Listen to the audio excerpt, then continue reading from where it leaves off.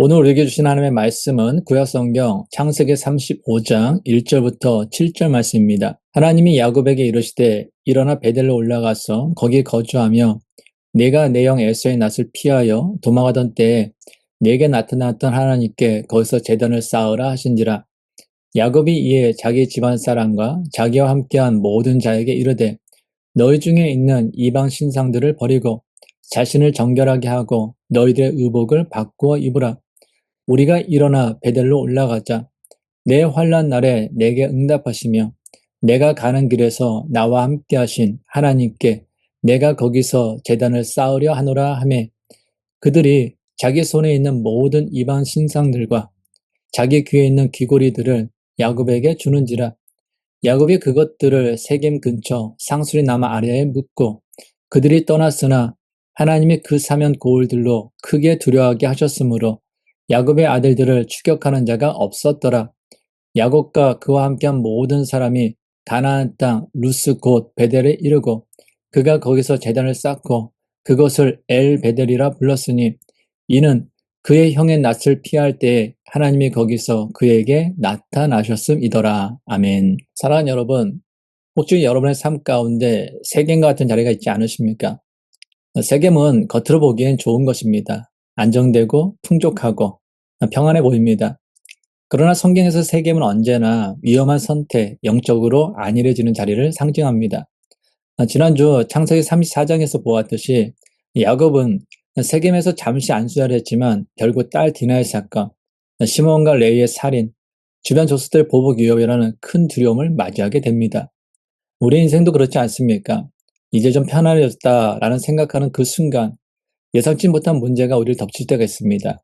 경제적인 문제, 건강의 문제, 가정 문제, 관계의 문제, 한 고비를 넘겼다 싶으면 또 다른 문제와 두려움이 우리를 기다리고 있습니다. 바로 그때 하나님께서 야곱에게 말씀하십니다. 일어나 베델로 올라가라. 오늘 이 말씀은 야곱에게만 주신 말씀이 아니라 우리에게 주신 하나님의 음성입니다. 세겜은 우리에게 평안함을 주지만 영적으로는 우리를 점점 하나님과 멀어지게 만드는 것입니다. 반면 베델은 하나님을 다시 만나는 자리, 예배의 자리, 회복의 자리입니다.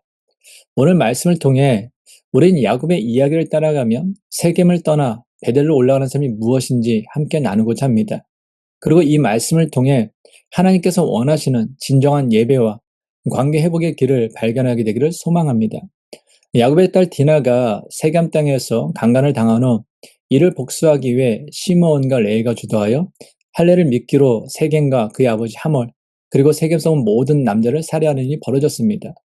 이로 인해 야곱은 자신과 가족이 가나안 족속의 보복을 당할 것을 크게 두려워하게 됩니다.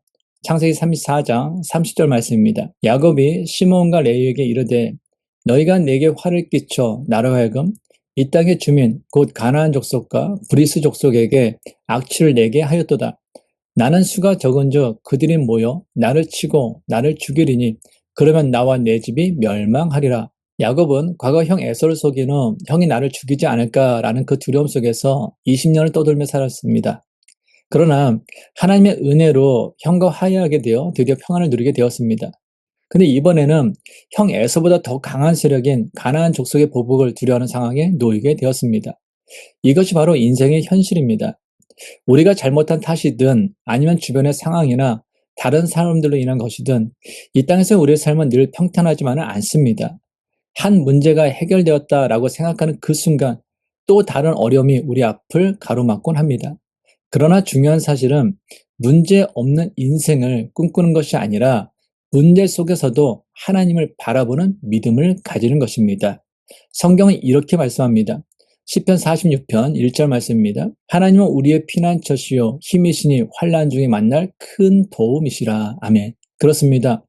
광야 같은 이 세상, 바다와 같은 이 세상에서 하나님만이 우리의 피난처시며 힘이시며 환난 중에 만날 큰 도움이십니다. 그러므로 우리는 어떤 상황 속에서도 우리를 지키시고 보호하시며 인도하시는 하나님을 기억하고 하나님과 동행하는 삶을 살아야 합니다. 이것이 혼란과 두려움의 시대를 살아가는 우리에게 주시는 하나님의 메시지입니다. 가나안 족속으로 인해 두려움 가운데 있던 야곱에게 하나님께서 다시 찾아오십니다. 오늘 본문 1절 말씀입니다. 하나님이 야곱에게 이르시되 일어나 베델로 올라가서 거기 거주하며 네가 내 형 에서의 낯을 피하여 도망하던 때에 네게 나타났던 하나님께 거기서 제단을 쌓으라 하신지라. 아멘. 야곱은 형 에서를 피해 도망하던 때처럼 이번에도 큰 두려움 가운데 있었습니다. 그러나 그때처럼 하나님께서 다시 야곱을 먼저 찾아오셨습니다. 야쁜 나루토에서 형을 만날까 두려워하여 홀로 밤을 지새우던 야곱에게 먼저 다가오셨던 그 하나님께서 이번에도 동일하게 두려움 속에 있는 야곱을 먼저 찾아오신 것입니다. 하나님은 언제나 우리가 지치고 힘들어할 때 먼저 다가오시는 분이십니다. 우리가 간절히 부르짖기 전에 이미 하나님은 우리를 아시고 우리를 찾아오십니다. 그래서 하나님은 우리의 피난처가 되시며 환난 중에 큰 힘과 도움이 되시는 분이십니다. 하나님은 자신을 네가 형 에서를 피해 도망하던 때에 네게 나타났던 하나님이라고 소개하십니다. 이것은 창세기 28장에서 야곱이 외삼촌 라반에게 도망가던 길에 하나님을 만났던 사건을 상기시키는 것입니다. 야곱은 아버지와 형을 속인 대가로 도망자 신세가 되어 사막 한가운데 돌을 베개 삼아 누웠습니다. 어머니 리브가의 사랑을 받으며 곱게 자란 야곱이 얼마나 외롭고 불안하며 두려웠을지 상상해 보십시오. 그러나 그 순간 하나님께서 야곱을 찾아오시어 다음같이 약속하셨습니다. 창세기 28장 15절 말씀입니다. 내가 너와 함께 있어 내가 어디로 가든지 너를 지키며 너를 이끌어 이 땅으로 돌아오게 할지라. 내가 네게 허락한 것을 다 이루기까지 너를 떠나지 아니하리라 하신지라. 아멘. 하나님께서 약속하신 것은 세 가지였습니다. 내가 너와 함께 하겠다. 내가 어디로 가든지 너를 지키겠다. 내가 허락한 약속을 다 이루기까지 너를 떠나지 않겠다. 이 약속은 베델의 하나님을 상징합니다.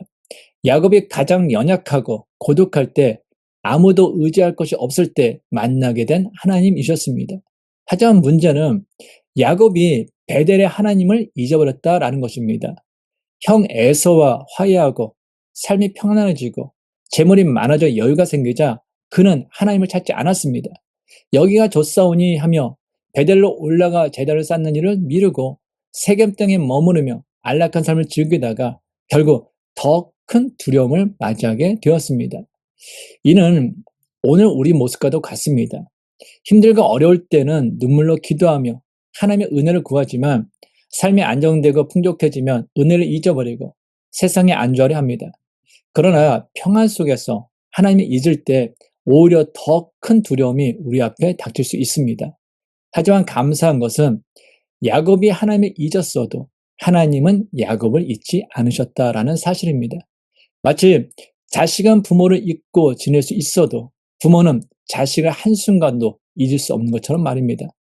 야곱은 세겜에 10년 동안 머물며 하나님께 불순종했지만 하나님은 그를 포기하지 않으시고 다시 찾아오셔서 말씀하셨습니다. 일어나 베델로 올라가라. 그리고 거기서 나와의 관계를 다시 회복하라.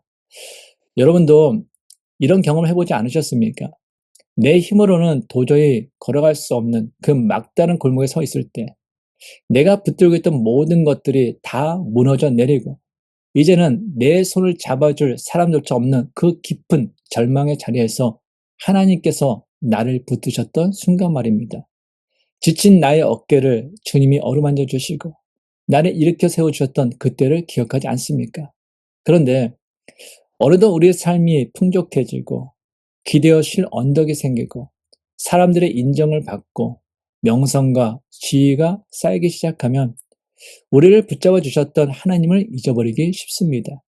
절망과 두려움 속에서 주님만 바라보던 그 마음을 잃어버리고 마치 지금의 내 인생이 내 힘과 내 능력으로 이루어진 것처럼 살아가게 됩니다. 그러나 우리 하나님은 변하지 않으십니다. 우리가 하나님을 잊어도 하나님은 결코 우리를 잊지 않으십니다. 그리고 또 다른 문제와 두려움 속에 있을 때도 하나님이 여전히 우리를 먼저 찾아오셔서 일어나 베델로 돌아가라고 부르십니다. 그분은 우리가 하나님을 처음 만났던 자리, 우리의 눈물을 닦아주시고 다시 소망을 주셨던 그 자리로 돌아오기를 원하십니다. 인도의 가난한 사람들을 위해 일생을 바친 마더 테레사는 종교를 초월해 수많은 사람들에게 큰 감동을 주었습니다. 그녀가 세상을 떠나기 몇 해 전 영국 BBC 방송국이 캘컬타에 있는 그녀의 병을 취재했습니다. 기자가 병원에서 봉사하는 그녀의 모습을 보며 묻습니다. 수녀님, 이렇게 힘든 일을 하시면서 괜찮으십니까? 그때 그녀가 이렇게 대답했습니다. 힘들죠. 그러나 즐겁습니다. 주님이 함께 하시기 때문입니다. 짧은 한마디였지만 우리의 신앙을 요약하는 강력한 고백입니다. 사랑하는 여러분, 인생은 원래 힘든 길입니다. 주님의 말씀에 순종하여 산다는 것은 더욱 쉽지 않습니다. 그러나 그 길이 힘들어도 우리는 즐겁게 살아갈 수 있습니다. 왜냐하면 주님이 항상 우리와 함께 하시기 때문입니다.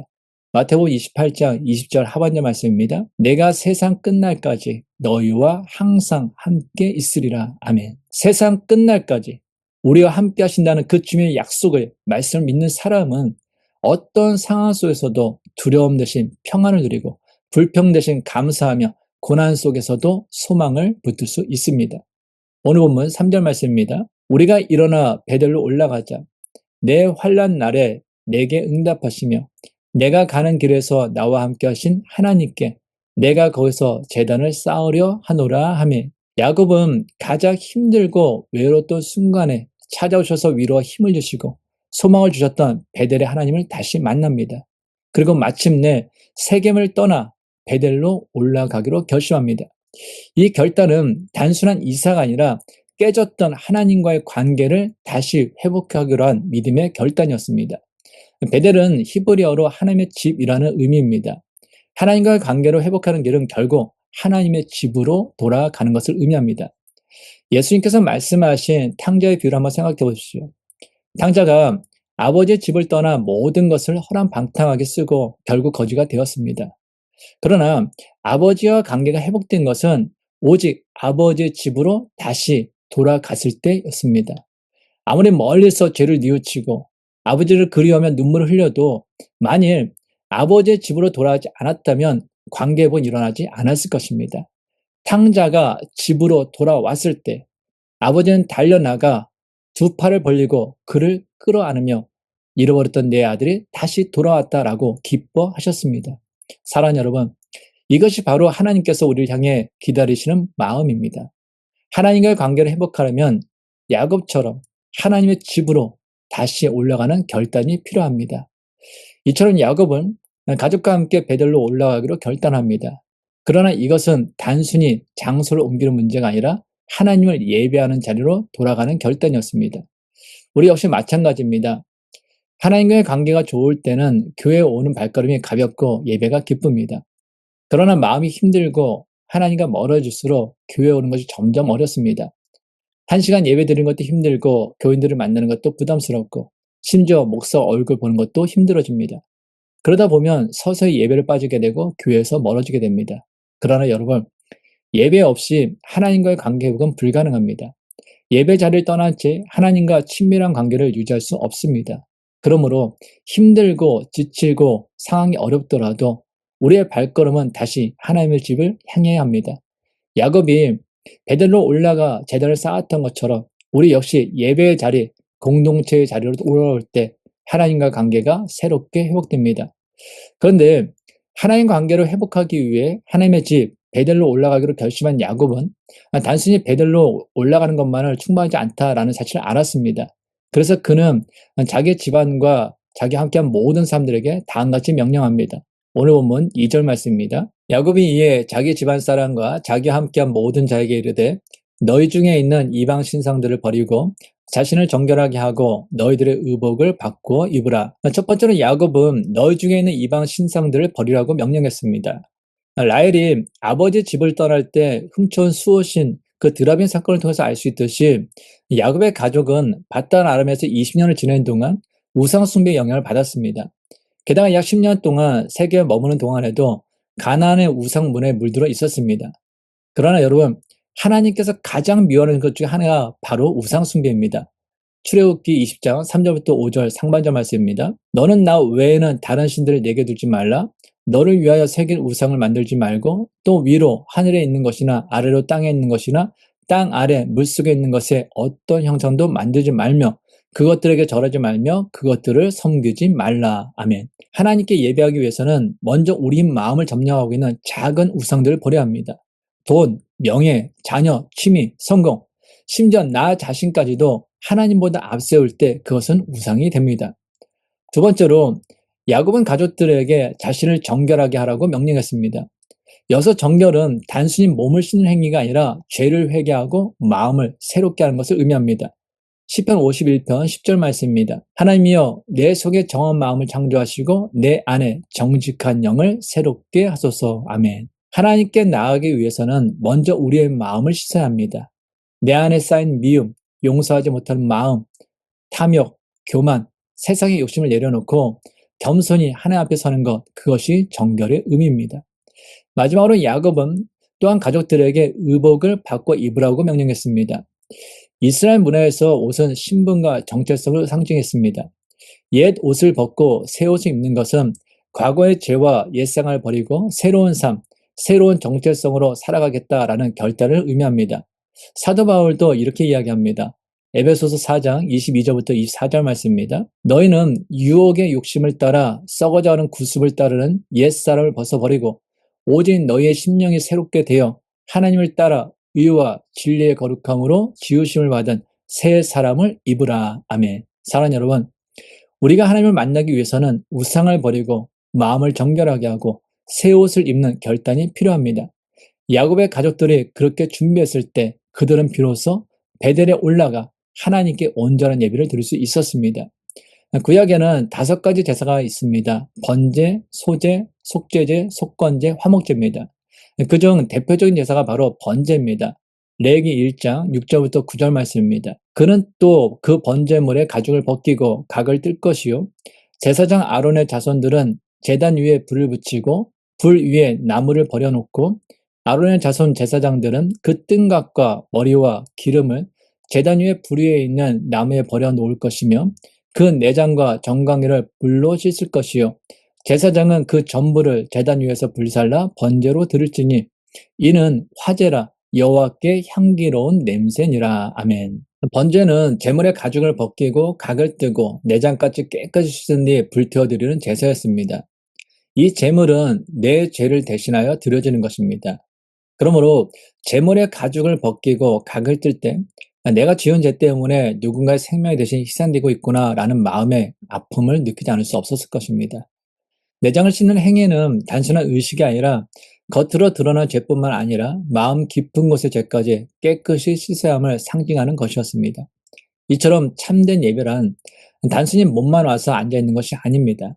예배란 옛사람을 벗어버리고 마음을 새롭게 하고 하나님의 말씀에 순종하여 새 사람으로 살아가겠다라는 삶의 전환을 포함합니다. 그래서 야곱도 베델로 올라가기 전에 가족들에게 우상을 버리고 몸을 정결하게 하고 새 옷을 입으라고 명령했던 것입니다.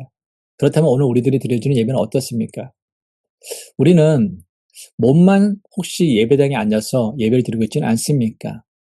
과거의 그 모습, 예수님을 믿기 전에 그 모습, 그 삶의 방식, 그 가치관을 그대로 가지고 온 채로 몸만 단지 예배당에 앉아 예배를 드리고 있지는 않습니까? 만일 그렇다면 그 예배는 하나님께서 기뻐하는 예배가 아닙니다. 하나님께서 기뻐하시는 예배자의 모습이 아닙니다.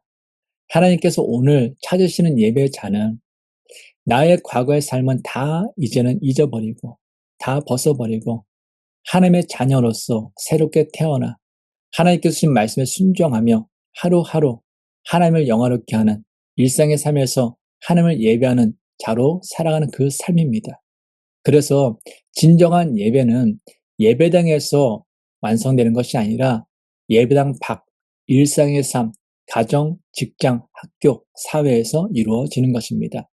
그러므로 우리 모두는 하나님께 기쁨으로 예배드리는 자로서 하나님께서 기뻐하시는 그 예배자가 되기 위해서 과거의 삶의 방식 모두 벗어버리고 하나님의 정체성, 하나님의 자녀라는 그 정체성을 가지고 이 땅에서 하루하루 바른 하나님의 예배자로서 살아가기를 바랍니다.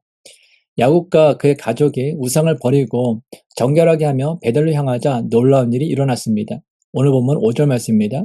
그들이 떠났으나 하나님이 그 사면 고울들로 크게 두려워하게 하셨으므로 야곱의 아들들을 추격하는 자가 없었더라. 야곱은 가나안 족속들이 연합하여 자신을 해칠까 두려워했습니다. 그러나 하나님은 야곱에 순종하여 베델로 올라갈 때 주변 민족들에게 두려움을 주시어 아무도 야곱을 추격하지 못하게 하셨습니다. 사랑하는 여러분, 야곱을 괴롭히던 문제를 해결한 것은 세겜에 더 오래 머무르는 것도 스스로 싸워 이기는 힘도 아니었습니다. 해결의 열쇠는 오직 하나님과의 관계 회복에 있었습니다. 오늘은 추수감사절입니다. 감사절은 단순히 올 한 해의 풍성한 결실을 축하한 날이 아닙니다. 하나님께서 우리에게 베푸신 은혜를 기억하는 날입니다. 그럼 하나님께서 우리에게 주신 가장 큰 은혜가 무엇입니까? 죄로 인해 하나님과 원수되었던 우리를 위해 독생자 예수 그리스도를 이 땅에 보내주신 것입니다. 예수님 십자가에서 우리의 죄를 대신하여 죽으셨고 사망 권세를 깨뜨리시고 부활하심으로 우리에게 영원한 생명을 주셨습니다. 로마서 5장 8절 말씀입니다. 우리가 아직 죄인 되었을 때 그리스도께서 우리를 위하여 죽으심으로 하나님께서 우리에 대한 자기의 사랑을 확증하셨느니라. 아멘. 그러나 우리는 여전히 세상이 주는 만족과 즐거움 때문에 세겜에 머물러 살 때가 많습니다. 하나님보다 세상의 복을 더 구하며 하나님의 집인 베델로 올라가는 것을 미루곤 합니다. 하지만 하나님은 오늘도 우리에게 먼저 찾아오셔서 말씀하십니다. 일어나 베델로 올라가라. 사랑하는 여러분, 하나님과의 관계가 회복될 때 인생의 문제도 해결됩니다. 그래서 하나님께서는 오늘 우리에게도 동일하게 말씀하십니다. 일어나 베델로 올라가라. 세겜은 인간적으로 평안하고 풍족해 보며 매력적인 것처럼 보입니다. 그러나 세겜에 머물면 결국 두려움과 상처로 끝날 뿐입니다. 반대로 베델, 하나님의 집으로 올라갈 때 우리는 하나님의 보호하심과 은혜를 경험하게 됩니다. 그렇다면 오늘 우리는 어떻게 세겜을 떠나 베델로 올라갈 수 있을까요? 성경은 4가지 길을 우리에게 보여줍니다. 첫째, 말씀의 자리로 돌아가야 합니다. 시편 119편 105절 말씀입니다. 주의 말씀은 내 발의 등이요 내 길의 빛이니이다. 아멘. 베델로 가는 첫걸음은 말씀으로 돌아가는 것입니다. 하루하루 하나님의 말씀을 묵상하며 주일 예배를 통해 주시는 주의 음성을 들어야 합니다. 말씀이 기준이 되지 않으면 우리는 언제든 세상의 화려함과 평안함에 이끌려 세겜에 머물게 됩니다. 둘째, 기도의 삶을 회복해야 합니다. 빌립보서 4장 6절 7절 말씀입니다. 아무것도 염려하지 말고 다만 모든 일에 기도와 간구로 너희 구할 것을 감사함으로 하나님께 아뢰라. 그리하면 모든 지각에 뛰어난 하나님의 평강이 그리스도 예수 안에서 너희 마음과 생각을 지키시리라. 아멘. 야곱이 베델에서 하나님께 서원하며 무릎 꿇었듯이 기도가 회복될 때 우리의 삶은 다시 하나님의 길 위에 세워집니다. 기도 없는 삶은 신앙 없는 삶이며 기도 없는 가정은 힘을 잃습니다. 하나님 앞에 무릎을 꿇는 순간 하나님께서 우리의 인생을 다시 세워주십니다. 셋째, 가정 예배를 세워야 합니다. 여호수아 24장 15절 말씀입니다. 만일 여호와를 섬기는 것이 너희에게 좋지 않게 보이거든 너희 조상들이 강 저쪽에서 섬기던 신들이든지 또는 너희가 거주한 땅에 있는 아모리 족속의 신들이든지 너희가 섬길 자를 오늘 택하라. 오직 나와 내 집은 여호와를 섬기겠노라. 아멘. 야곱은 혼자가 아니라 가족 전체와 함께 베델로 올라갔습니다. 신앙은 개인의 문제가 아니라 가정 전체의 문제입니다. 부모가 먼저 예배자로 설 때 자녀들은 그 모습을 보며 하나님을 배우고 따릅니다. 가정 예배를 회복할 때 우리 가정이 작은 베델이 되고 자녀의 삶도 하나님께로 향하게 됩니다. 넷째, 세상과의 타협을 끊어야 합니다. 로마서 12장 2절 말씀입니다. 너희는 이 세대를 본받지 말고 오직 마음을 새롭게 함으로 변화를 받아 하나님의 선하시고 기뻐하시고 온전하신 뜻이 무엇인지 분별하도록 하라. 아멘. 세겜은 언제나 평안하고 화려해 보입니다. 그러나 결국 상처와 두려움으로 끝납니다.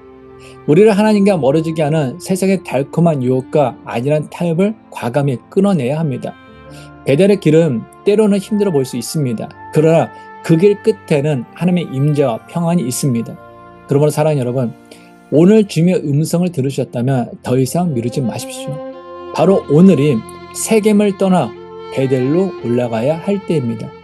지금 이 자리에서 결단하시기 바랍니다. 주님, 제가 베델로 올라가겠습니다. 다시 하나님의 자녀답게 살겠습니다.